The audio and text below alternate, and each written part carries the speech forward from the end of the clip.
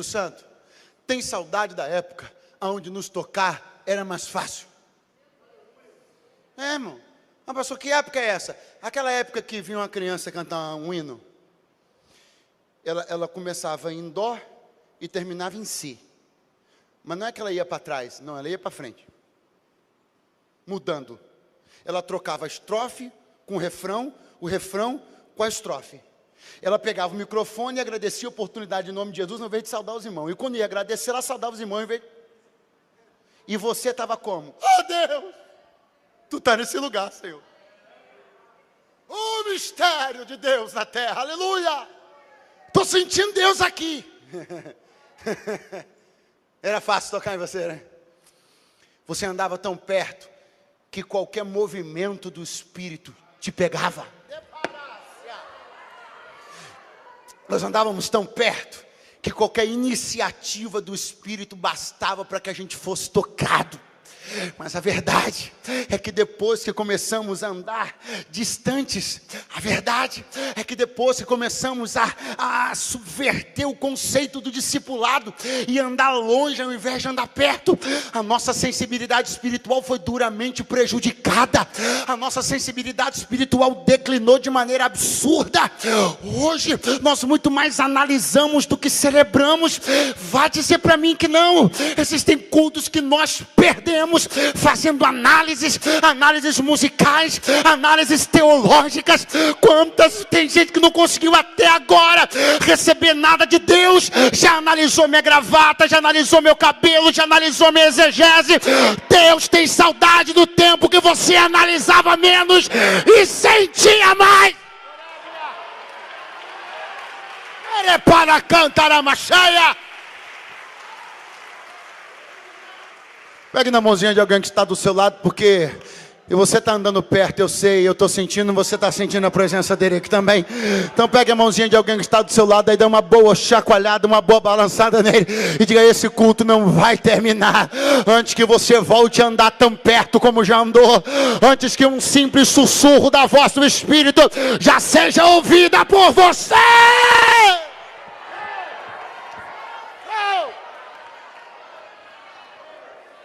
Era fácil. Quando a gente anda perto, é fácil Deus falar com a gente. Você está pertinho de alguém, você está andando com alguém, você fala e ele ouve. Você precisa gritar?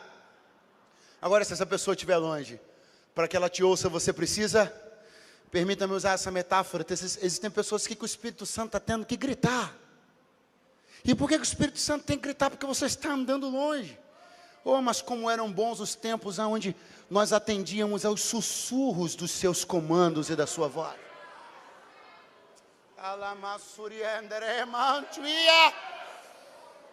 Quando nós sabíamos como Deus estava falando e através do que Deus estava falando. Eu me lembro de Jeremias capítulo 32.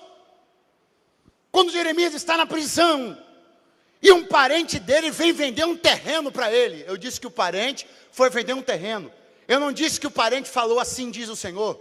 Eu não disse que o parente dele chegou lá, marchou e disse: eu tenho uma palavra profética. Não, o parente dele foi vender um terreno. E a Bíblia diz que Jeremias disse assim: e eu entendi nisto a palavra do Senhor. Você ouviu o que eu falei, irmão? O parente dele foi vender um terreno. Meu irmão, você precisa... Vai ser no horário do almoço, no seu trabalho, trancado dentro do banheiro. Você vai ouvir a voz de Deus. Fala bacana, caralho.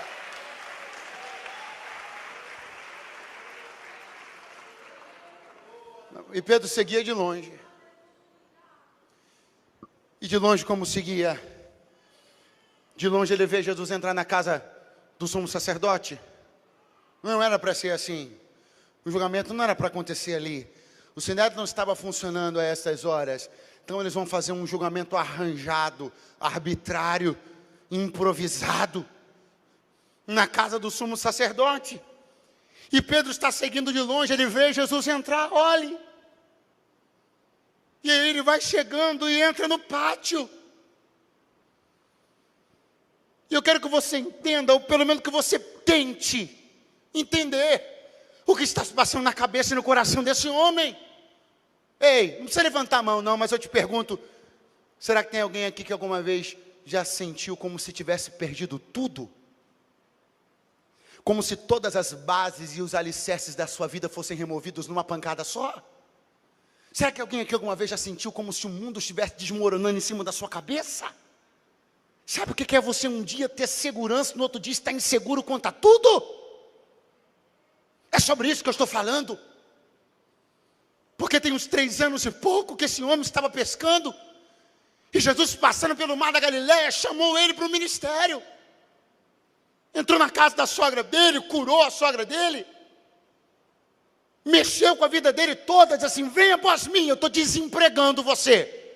Fecha o negócio, você vai trabalhar comigo agora.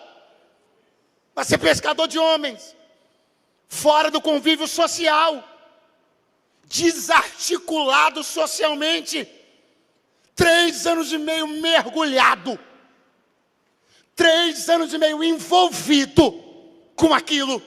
É um projeto, vai dar certo. Eu estou vendo, cegos veem, surdos ouvem, paralíticos andam.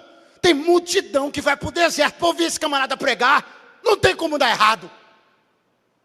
Mas de repente, esse profeta, esse mestre, começa com umas conversas esquisitas. Importa que eu vá a Jerusalém e que seja entregue nas mãos dos principais dos sacerdotes. Ô Senhor, tu não tem pena de ti mesmo? Ô Satanás, para trás de mim. Está me servindo de escândalo, você não está entendendo nada. De repente esse porto seguro começa com umas conversas esquisitas. De repente esse em quem acreditamos, em quem depositamos tudo, olhe para mim. Esse em quem depositamos toda a nossa confiança e todos os nossos projetos, que largamos tudo que tínhamos e fomos segui-lo, esse começa com um papo estranho de que vai morrer. Ah, mas se ele está dizendo que vai morrer, ele vai fazer alguma coisa no final. Mas ele está preso agora. E sabe o que é pior? Ele não esboça nenhuma reação. E sabe o que é pior? Ele é inquirido, questionado e parece que não vai dizer nada em sua própria defesa. Pedro está entrando na casa do sumo sacerdote, está vendo 3 anos e meio da sua vida serem jogados no lixo. Ele está dizendo: eu acreditei na pessoa errada. Não vai dar certo. Ele não reage, ele não fala nada. Não é possível. Quando você começa a sentir que as suas ideias mais convictas ruem, quando você começa a ver seus projetos mais aparentemente infalíveis desmoronando, seus portos seguros mais estáveis tornando-se instáveis, seus pilares ruindo, ouça o que estou dizendo para você, porque nessa hora que alguém vai acender uma fogueira no pátio da vida. Isso aqui não é por acaso. Isso aqui não é à toa. Esse ambiente de aconchego que é proposto a alguém que sente-se perdido. Esse ambiente de segurança, de calor e de convívio social que é oferecido para alguém que sente que não tem mais nada. Você acha que foi por acaso? Que uma fogueira é acesa na hora que um homem está com frio? E que pessoas se reúnem na hora que um homem está se sentindo sozinho? Você ainda está aí ou foi embora? Então escuta o que eu vou dizer. Sempre haverá uma fogueira oportunamente acesa nos teus dias de frio. Não, acho que você deu glória porque você não entendeu que tipo de fogueira que é. É fogueira de pátio, irmão. É fogueira de laço. Sempre haverá um ambiente que se mostrará aconchegante quando você estiver se sentindo sozinho. E sempre haverá uma reuniãozinha atraente quando você pensar que perdeu os seus contatos e suas conexões. É isso que está acontecendo com Pedro. Aí a Bíblia diz: e Pedro tomou lugar entre eles. Olha para mim. Porque quando eu entregar o microfone e encerrar a minha cooperação, sabe o que eu vou fazer? Vou voltar para aquela cadeira ali, ó. Por que eu não vou ficar aqui no meio da igreja procurando um lugar? Porque eu sei que tem o meu ali. Eu quero que você entenda uma coisa. Por que Pedro está tomando um lugar? Entenda a profundidade dessa palavra. Por que Pedro está tomando um lugar? Porque no coração dele ele pensa ter perdido o lugar que tinha. E eu quero que você entenda que Satanás sempre trabalha assim. Como? Puxando uma cadeira e oferecendo a um lugar a quem pensa que perdeu o seu no reino de Deus.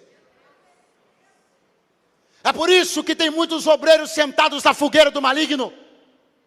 É por isso que tem muita gente que Deus já usou tanto, que está sentado nas agremiações do inferno.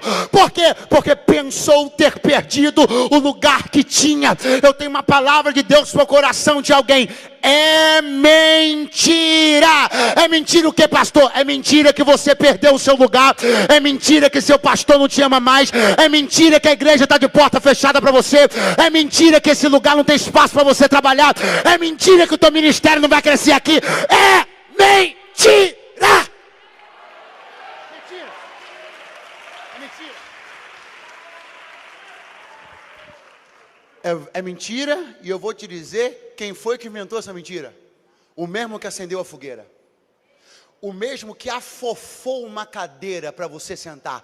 O mesmo que preparou um novo lugar em substituição àquele que você pensa que perdeu. Só que você quer uma notícia? Quer uma notícia? Esse lugar que você... mas você pensa que eu vim da minha casa aqui jogar a conversa fora? Eu vim aqui ser um profeta de Deus. Esse lugar que você pensa que vai assumir, e esse lugar que você pensa que é de honra, é fogueira, é laço e é morte. Essa cadeira que puxaram para você, se valendo das suas frustrações, se valendo da sua sensibilidade de um momento de dor.